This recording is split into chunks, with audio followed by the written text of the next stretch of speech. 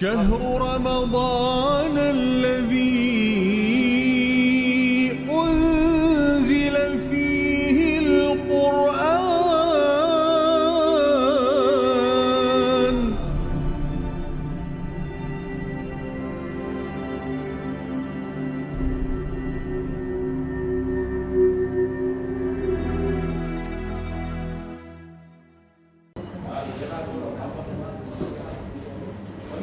أعوذ بالله من الشيطان الرجيم. بسم الله الرحمن الرحيم.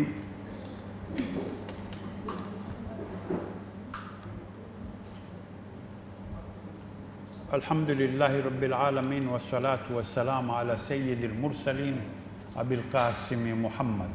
اللهم صل على وآله الطيبين الطاهرين وصحابته المنتجبين ومن تبعهم بإحسان إلى يوم الدين. أما بعد, brothers and sisters in Iman, brothers and sisters in Islam, Assalamu alaikum wa rahmatullahi wa barakatuh.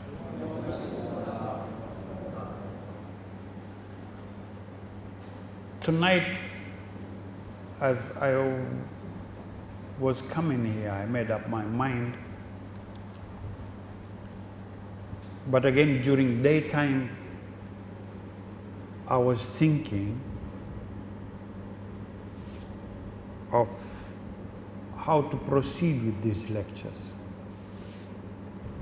Not because I hadn't made up my mind, but after talking to you for about a week or so, I just thought like I approach these lectures in another way. But some brothers of mine invited me for Fitr, Futar this evening, so I was there with them. My mind was saying maybe I don't lecture you tonight and I give you the time to sort of question the subjects and topics we've been talking for the past week. But then one of my very close friends suggested to me something that I felt, yes, it's the right timing for me to talk about. But before I talk about this subject,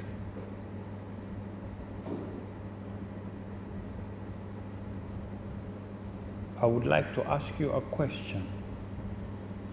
And this goes all out to you who are here listening to me straight, face to face, but to those who might get a chance to see this video.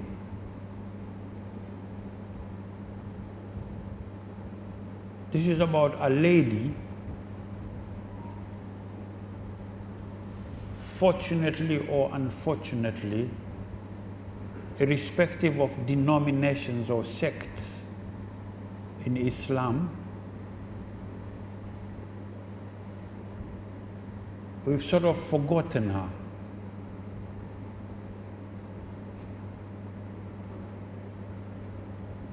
Be it Sunni, be it Shia, be it Salafi, be it Hanafi, Hanbali, Shafi'i, Malik, Ismaili.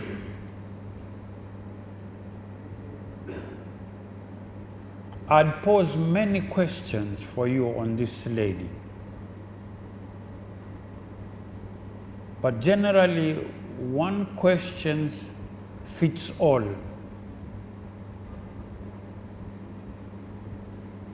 And the question is, why don't we normally, quote unquote, normally talk about this lady or quote traditions from this lady?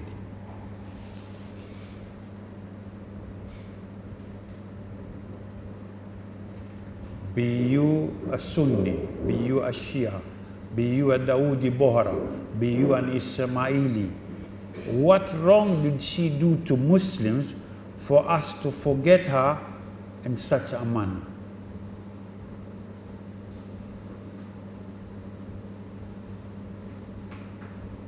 As I build on this subject, I'm still within my topic.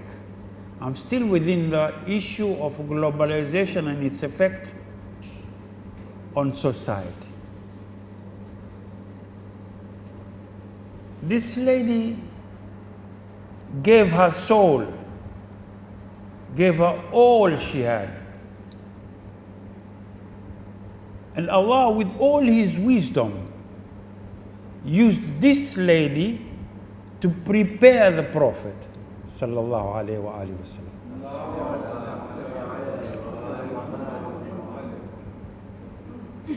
And how come we forgot her?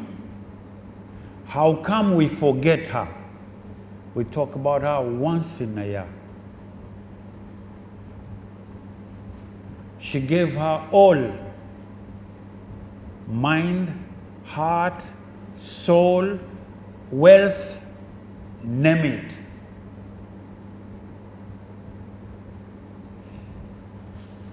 Bibi Khadija alayha salam.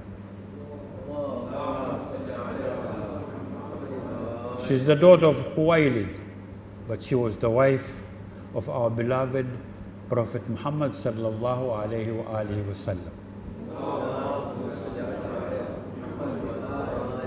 So if I may ask you, within this year only, how many times have you heard anyone mentioning Bibi Khadija?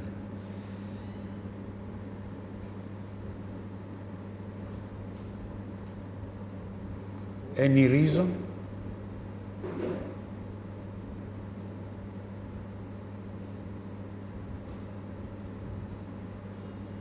Now, if you love the Prophet, if you love Bibi Fatima Zahra alayha salam, if you love Imam Hassan, if you love Imam Hussein alayhi salam, all these people, if you love them, this is the grandma. This is the dignified lady. How do we forget about her?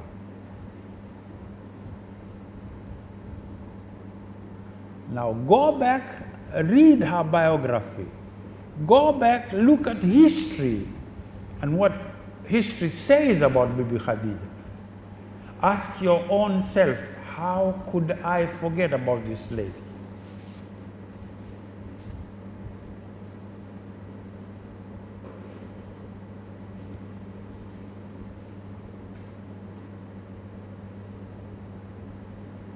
What wrong did she do to the Muslim Ummah?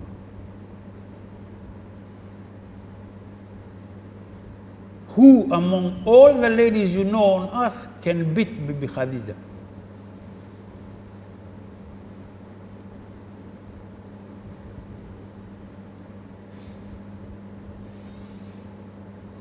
Now again I repeat, look at the wisdom of Allah, and if she was not the right kind of lady, how could Allah give a daughter as beautiful and dignified as Bibi Fatima Zahra to her and the Prophet sallallahu alaihi wasallam?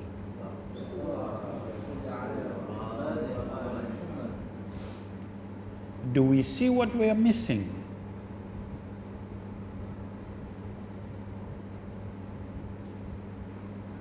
Now look at what came after her being given the daughter. Where did the daughter go to give us the imams?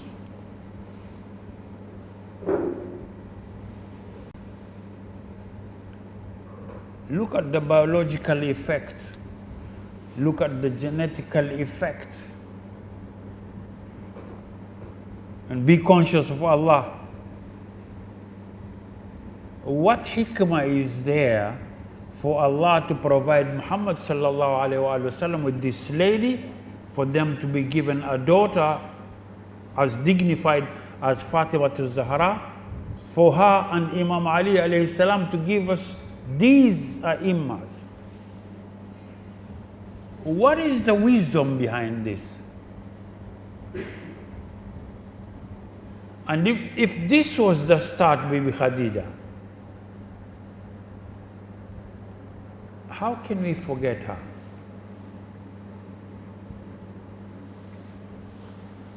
There's a very good book, Khadija, daughter of Khuwailid, wife of Prophet Muhammad, by someone known as Yassin T. Al-Jibori.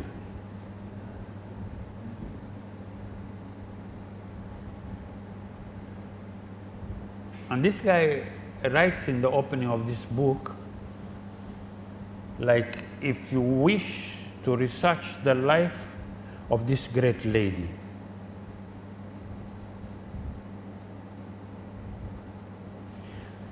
and if you do not have Al-Majlis's 111-volume encyclopedia titled Bihar al-Anwar, the best reference are Al-Suyuti's Tarikh al-Khulafa, Abu al-Faraj al-Isfahani's Aghani, Ibn Hisham's Sirah, and Muhammad ibn Ishaq's Siratul Rasulullah, and Tarikh al-Rusul wal-Muluk by Abu Ja'far Muhammad al-Jarir al-Tabari. These are the books go to and read about this dignified lady.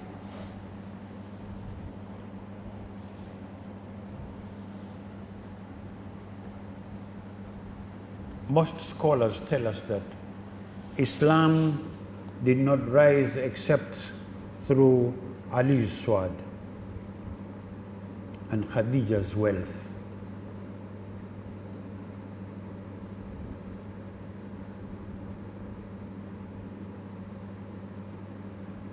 Now this is wafat time of Bibi Khadija. But do we just make a passing comment and it's done? Or do we go and read deeper about who she is? What's her character? What did she give to the believers?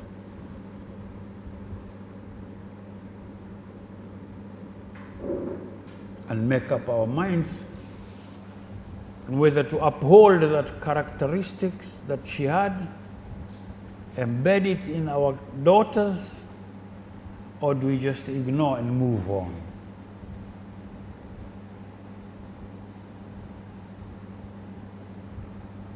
She was there when the first 5 ayahs were revealed. First verses, 5 verses. She was with the Prophet Muhammad sallallahu alaihi wasallam. She gave hope. She gave him the soul and spirit to move on. Like, you've been chosen. You are the rightful person, I believe. She went way out to prove to the people. And she was ready to lose everything in order for Muhammad sallallahu alaihi wasallam to fulfill Allah's message. Give it to the people. Proclaim it as it's been revealed to you.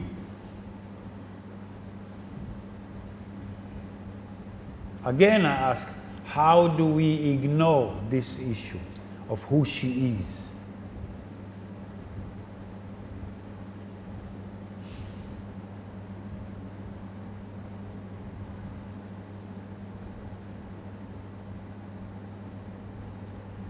Bibi Khadija should be remembered always. Always. Should be mentioned always for our daughters, our sisters, our mothers to know who she is. She's not the type of person that we just make a passing comment.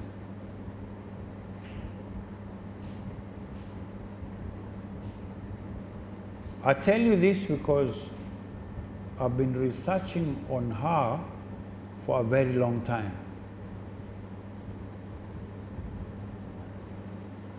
And if you are aware of how many years she lived with the Prophet, how close she was to the Prophet,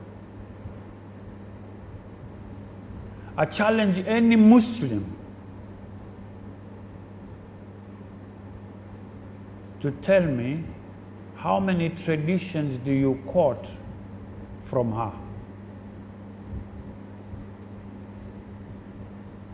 Didn't she say anything about the Prophet when the Sahabas were alive?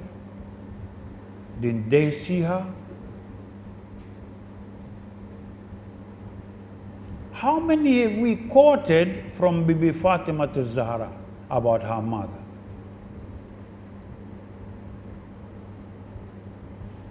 How many do we have from Imam Ali alayhi salam about his mother-in-law? How many hadiths do we have from the Prophet himself about his first wife? Is it a coincidence? How come all the sects don't have these hadiths? What's happening? Sunni, Shia, Ismaili, Dawudi Bora, all these, even Ahmadiyya, they don't have enough. How come? Is it a coincidence?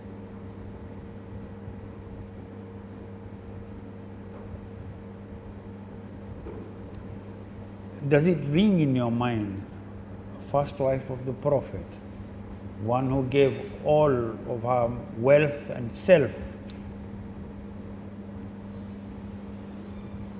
gave a beautiful daughter, a dignified daughter to the Prophet. The daughter gave sons and grandsons to the Ummah. Yet you can count with your fingers traditions quoted from her or referred to her. How come? What's wrong with the Muslim community? What's wrong with the Muslim Ummah?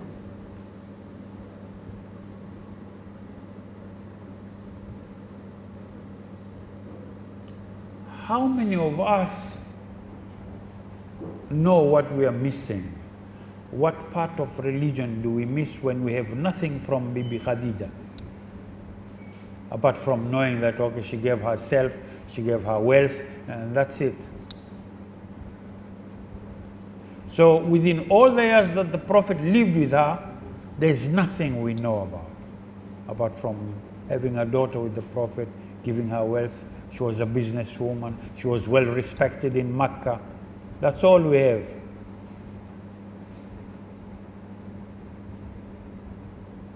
But some of the companions who lived with the Prophet for only 3 years, you have thousands of traditions from them.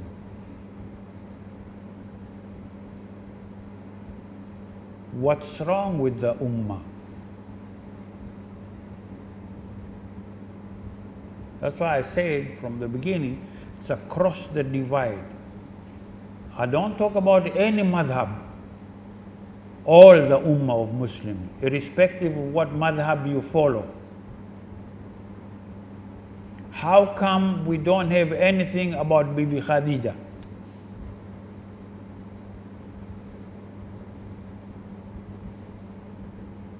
How come when we do majlis like this or darsas or whatever you want to call them, we don't have any reference, tradition from Bibi Khadija? That's why I started by asking, how many traditions have you heard being quoted from Bibi Khadija?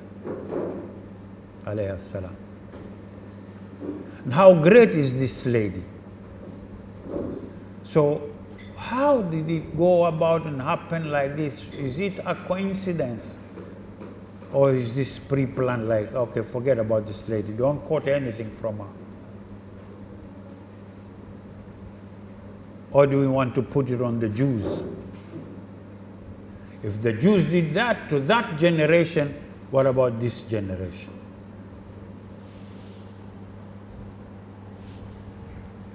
These are the issues that Muslims have to sit down after institutionalizing and go way out, research, and find what's available about these things. Like the books that have been quoted. Imam Suyuti, Tabari, all these people. These are scholars, respected scholars. How come they didn't collect any traditions from Bibi Khadija alayhi salam?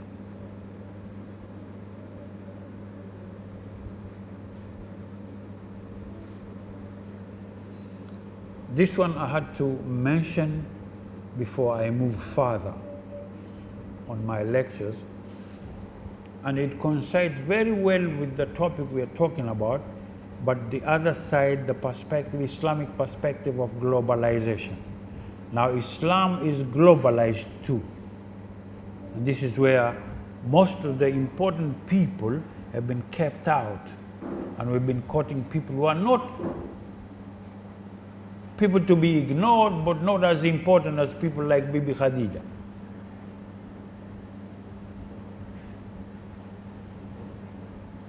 What transpired, what went on in the companions' minds and the alim's minds to leave out a lady like this one and many more, Salama. How many traditions do you quote from him or refer from her? Now, Islam and Muslims, mostly Muslims, have been affected by the globalization of the intellectual aspect of religion. Many people have come into collecting traditions and writing books about the history and traditions of Islam and left out very important issues.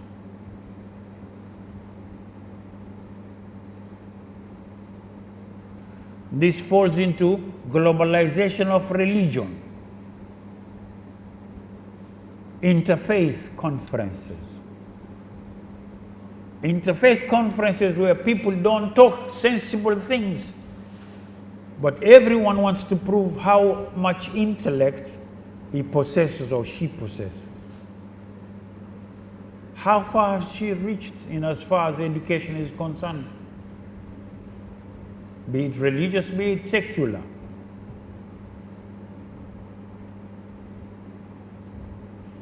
And hadith tells us that al-ulama warathatul anbiya.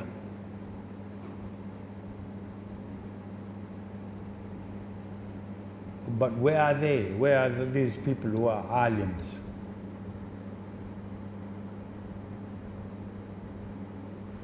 I'm not an alim. I didn't attend a university.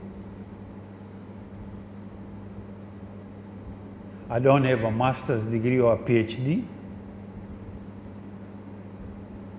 But I read, I research, I go deeper into issues. I read from different perspectives. I read what the Jews have written about Islam, what the non-Muslims write about Islam, and I read about Muslims irrespective of what madhab they are in, just to know where do we stand. And I use my scales and filters to know who is right and who is wrong, vis-a-vis the Quran and the traditions. Now, after being globalized as people, after Islam being globalized by secular and religious scholars, here we are. How do we know the perfect deen? How do we go about it? Who's going to tell us the right path? Free thinkers. People like Dr. Ali Shariati. What is to be done? Where shall we begin? Red Shiism. And so on and so forth. Abul Ala Maududi, Sayyid Qutb, and all their misgivings and all that, we still read them. And here comes the radicalization of minds and hearts, and people, hate one another. We dare call others kuffar just because we don't see eye to eye with them. And these things, during these lectures, we've seen how the British played us about in Iraq. By the guy known as Mr. Hemfer. In his report, he says that he was instructed, like to find the chasm. Go into it, and we must do some mischief among Muslims. They've reached their zenith.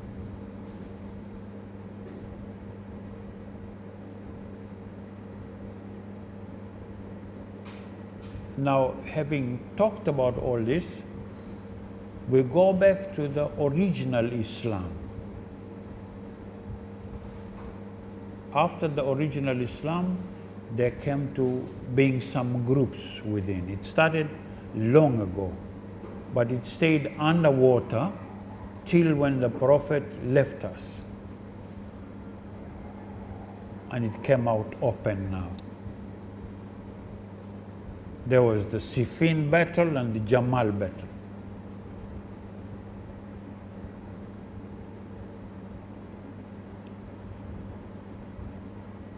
The Quran says, Bismillah ar-Rahman ar-Rahim, Ya ayyuhalladhina amanu ittaqullaha wa qulu qawlan sadida.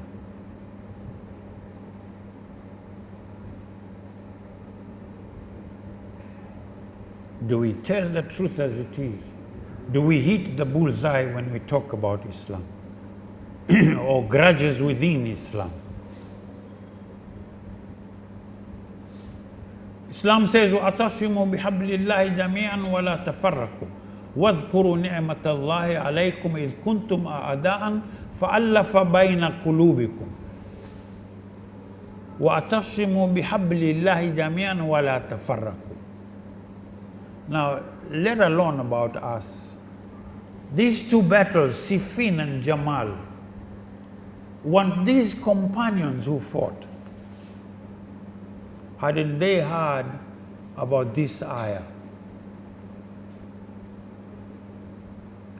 وَأَتَصِمُوا بِحَبْلِ اللَّهِ جَمِيعًا وَلَا تَفَرَّقُوا.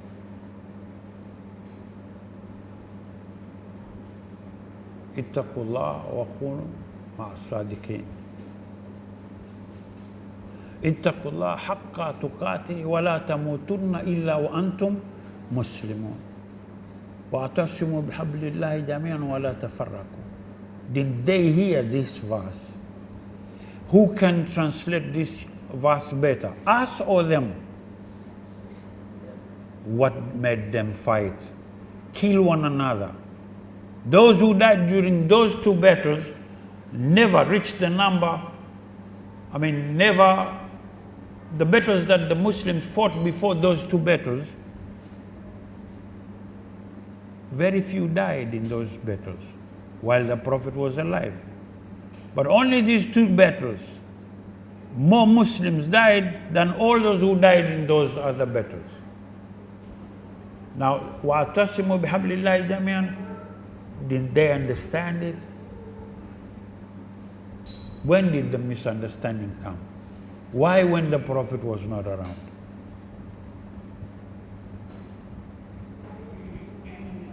What I'm trying to say is, on the same subject about globalization, because then they were globalized too.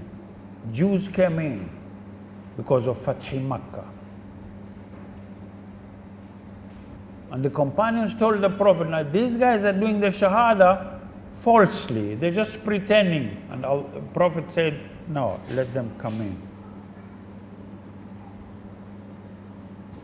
Because he knows Allah knows better. What do we learn from those things? Should we be blindfolded and move on?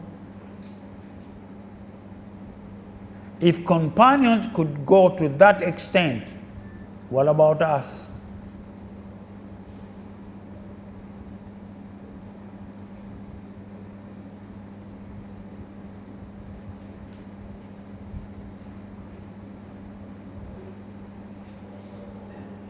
Brothers and sisters in Iman, there's so much we can learn from the Prophet sallallahu alaihi wasallam, and our mothers, our sisters, our daughters can learn so much from Bibi Khadijat alayha salam.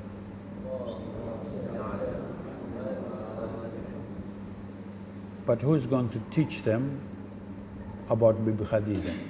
and who's going to teach us authentic biography about the Prophet sallallahu alaihi wasallam. A center like Noor Center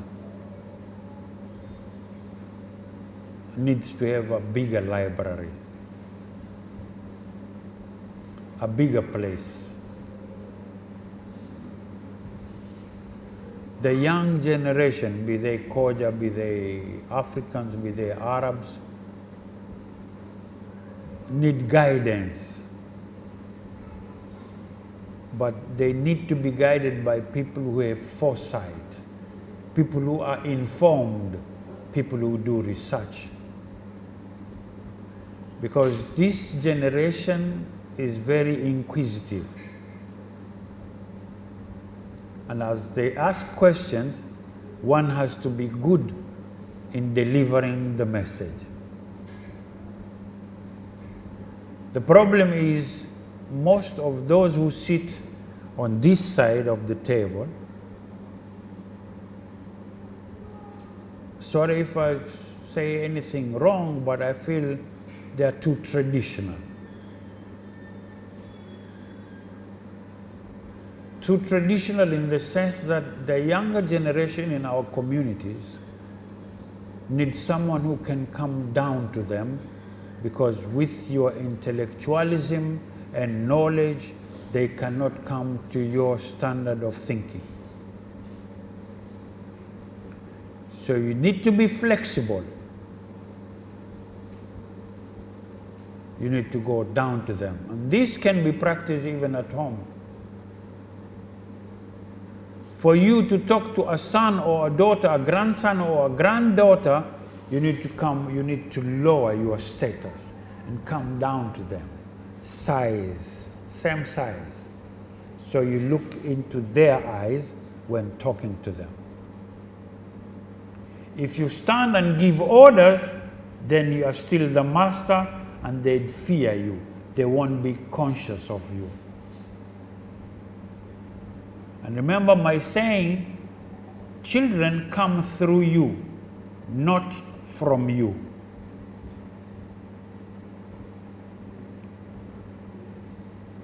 Children come through you, not from you. They are a responsibility. And Allah can bring up children better than us. But because you asked for this, you requested for this responsibility, He gave you. An empty CD that you record whatever you want to record. So don't record songs and expect to hear Quran reading, reciting. If you record songs, it will play songs. That's why when I was talking about breastfeeding, I said don't give them cow milk. Because as they grow up, they'll have these cowish symptoms. And then you'll be shocked, say, where did they learn this? Now you gave them cow milk. Your milk was for the intelligence part of the kid. It was for the brains. The nutrition was for the brain to be thinking positive, like it was meant to do. You didn't breastfeed. You gave her cow milk. Now this is the result. And we are living in a society that the younger generation is more rebellious than what we were. The problem is, most of the time we pretend like we are very saintly. We were never young. We never rebelled. All of us, when we grow up, we pretend like we were born in mosques. Am I lying? We were all young. We all had our time. And then there came a time we said, no, let us, hang the boots. So here comes the younger generation, thinks, if they ask you, Dad, were you like this? Have manners, please. Don't ask me stupid questions, right? Whereas you could just tell them, yeah, I was like this, but this is what happened. That is through experience now. Explain to them what happened. What made you change? What were you when you were young?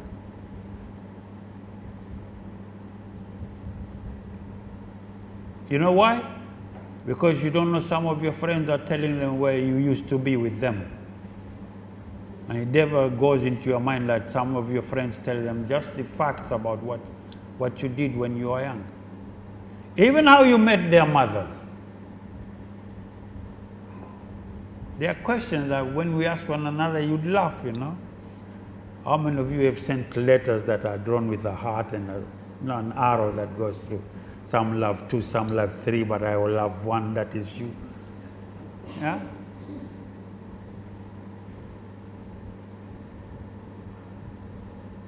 They know about these things. But we pretend like, no. We are religious. Right? Like we are Sahaba. So these things and this generation, there's a very big gap between the 50 years of age and the 40. 40 and the 30 years of age. 30 and the 20 years of age. 20 and the 10 years of age. Look at it nicely. Go deep into these things. When they know you around, they pretend like they are. Assalamu alaikum. There's a saying that says, inattentiveness is attentiveness. When one pretends like he or she doesn't hear you, she hears you well. So kids know how to listen to you. So act like them.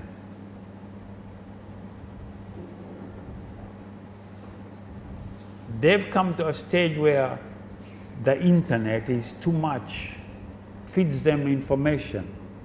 That's why you have sheikhs who go through Google. You have kids who learn through Google. And there's some other apps you don't know they use through Google Play, they download. There's Brave, there's Google Chrome, so many. There's Explorer and all this.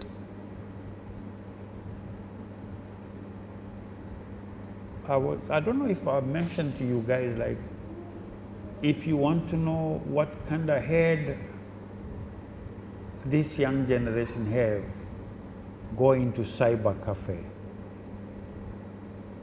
Sit on any computer, then go to history.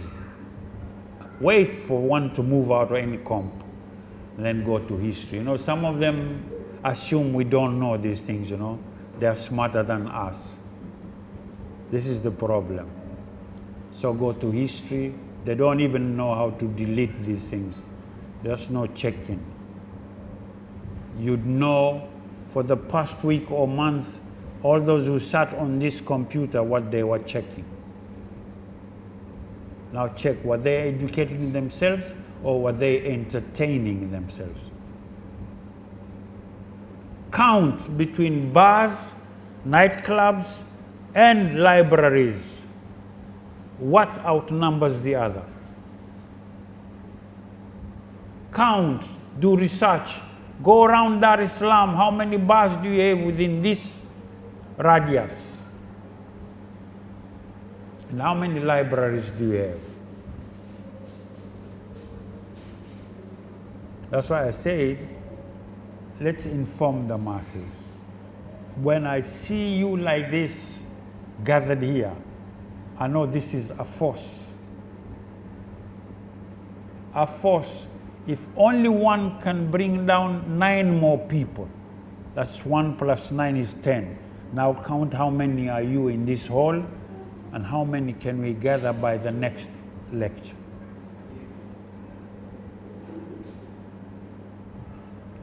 What about if we are looking for statistics on what is to be done? So we institutionalize. It's not about structures, it's about people. 5 of you go for education. Tell us how many schools are around here. Where can we keep libraries? 5 of you go for those we can tap into. Good, but can't afford to pay fees. 5 of you go on things like health matters. 5 of you, micro enterprise, small businesses. What can we do? Where can we start?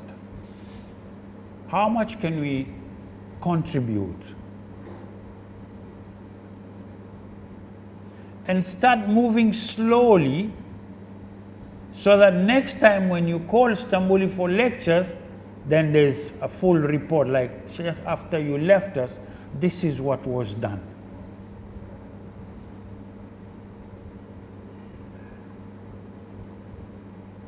If you want to gather people, young and old and middle class, how many can you bring together?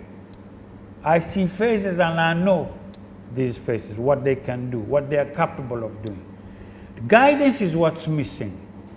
Most sheikhs, that's why I'm saying, rely on giving you hope, dua. Rabbana taqabbal minna innaka anta. These times are gone. Give us solutions for our problems. We have family instability, we have social instability, we have economic genocide. What can we do?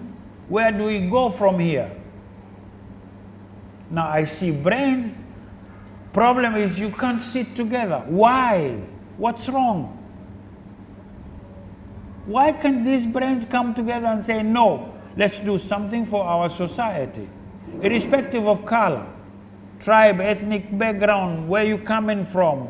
No, you help even those who are non-Muslims and see what it does. Start with your Muslim brothers, but even those who are not of your denominations, not your sects, not your brethren or not your whatever, non-Muslims, help them too. Find an old woman who is sick, give her medicine. Look at what she do when you give her medicine that she's been looking, she couldn't afford. And here comes someone, a young generation tells you, there's one mother very sick. You go, says, no, I need the 10,000, and you have it, give. And this is the time to do it, Ramadan. And when we start giving, then we don't move back. We keep on. And you don't have to give much, stick with that one. How many of us have brothers, have cousins, have aunties whom we haven't talked to for almost 10 years?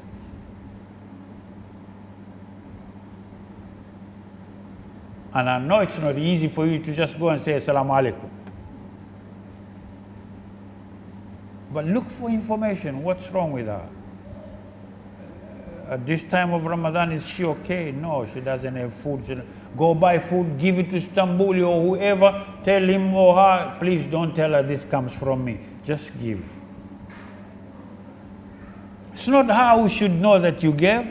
It's Allah who should see you that you gave.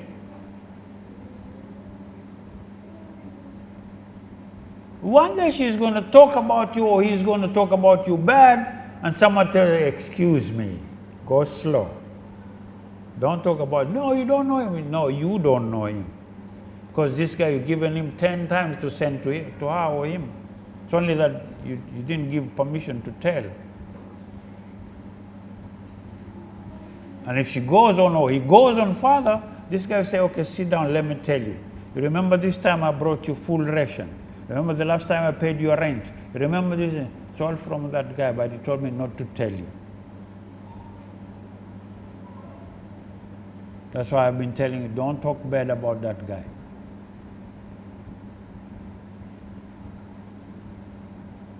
That's being conscious of Allah.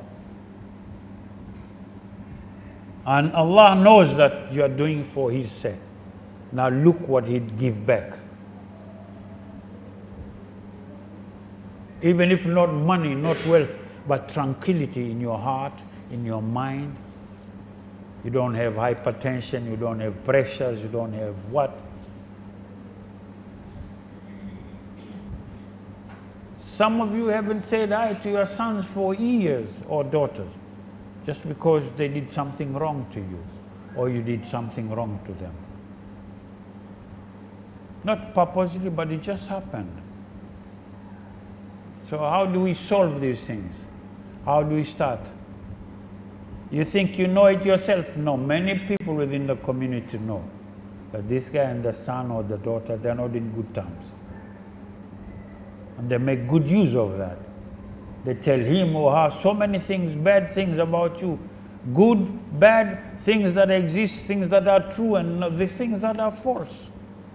But you gave them the chance because you're not in communion, you're not in communication with your son or daughter.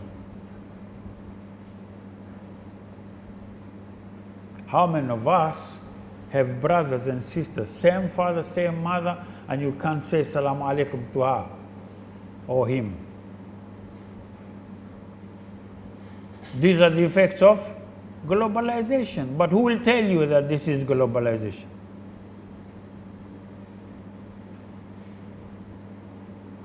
You are digital. He is not. She is not.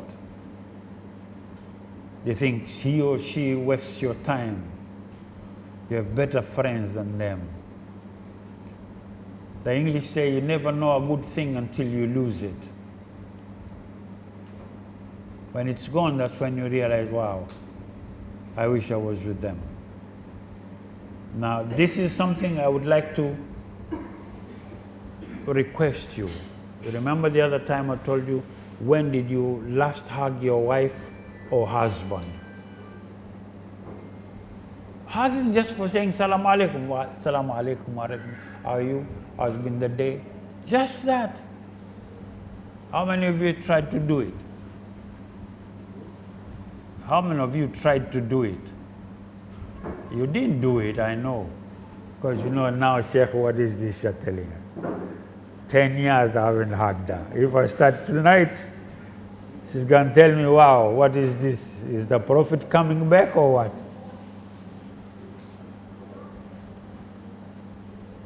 Try it tonight.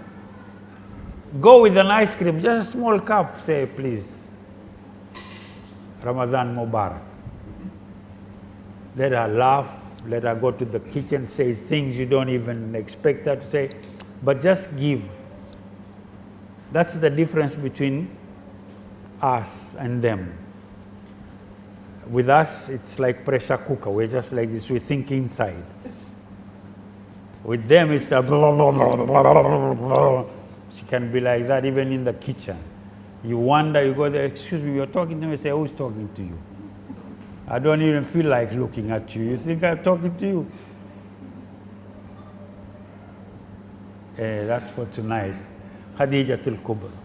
Don't forget, please, and always remember, we have to remember this lady, dignified lady. Don't let globalization take your heads off. We need to be together. We need to be as one, and we need to wake up. This is a sleeping giant. If you wake it up, then we are done. Assalamu alaikum wa rahmatullahi wa barakatuh.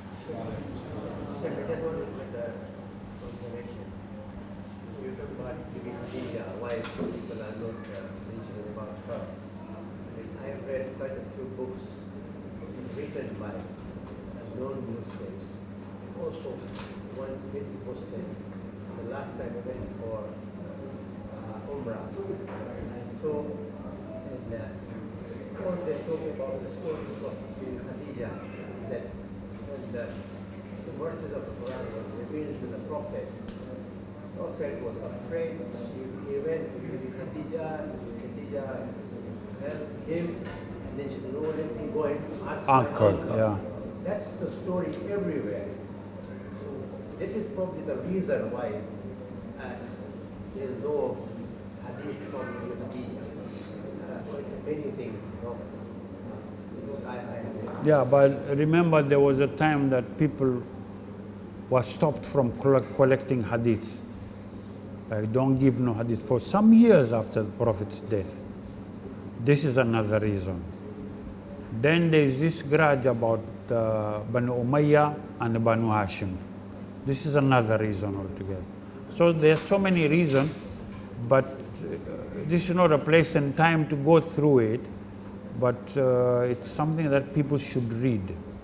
Who is Umayyah and who is Hashim? Who are the Banu Umayyah and who are the Banu Hashim? What is it that between these two? It's quite a big story behind it. And when time comes, maybe Muharram and all this, we'll talk about these things. Yeah, inshallah.